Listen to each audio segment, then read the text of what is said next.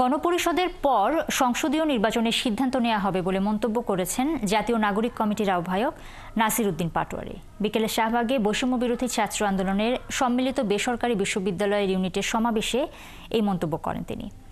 এ সময় তারা নেতাকর্মীদের গণপরিষদ নির্বাচনের প্রস্তুতি নেওয়ার আহ্বান জানান।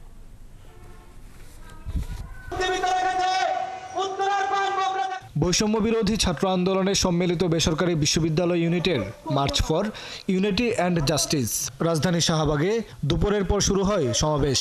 সেখানে যোগ দেন ঢাকা ও ঢাকার বাইরের বিভিন্ন বেসরকারি বিশ্ববিদ্যালয়ের নেতাকর্মীরা। শিক্ষার্থীরা অভিযোগ করেন 5ই আগস্ট আন্দোলন সফল হওয়ার পরেই তাদের মাইনাস করে দেওয়া হয়, যেখানে মূল আন্দোলনে পাবলিক বিশ্ববিদ্যালয়ের চেয়ে তাদের অবদান ছিল বেশি। বৈষম্য দূর করতে গিয়ে বৈষম্যের শিকার হয়েছেন বলে দাবি তাদের।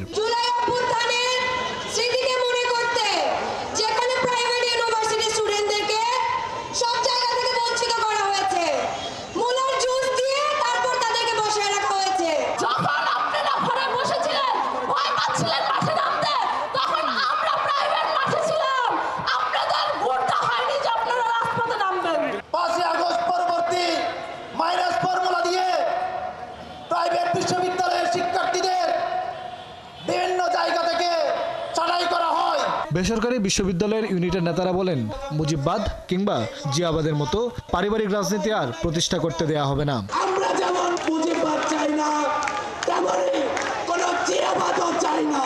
যারা নির্বাচন করে পাগল হয়ে যাচ্ছে তারাও কি আওয়ামী লীগের মতোই দুঃশাসন করার চিন্তা ভাবনায় আছে?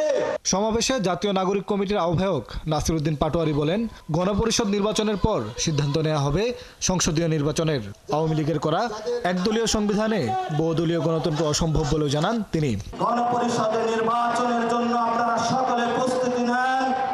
বাংলাদেশের গণপরিষদ নির্বাচনের মধ্য দিয়ে বাংলাদেশের আগামীর সম্ভাবনা এবং ভবিষ্যতে নির্ধারিত হবে।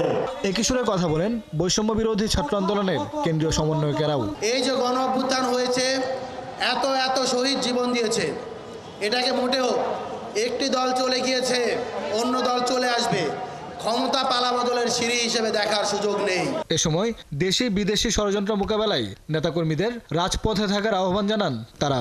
আপনারা সবাই মাঠে প্রস্তুত থাকবেন। মোহন ইসলাম, ৭১, ঢাকা। আরো দিব রক্ত।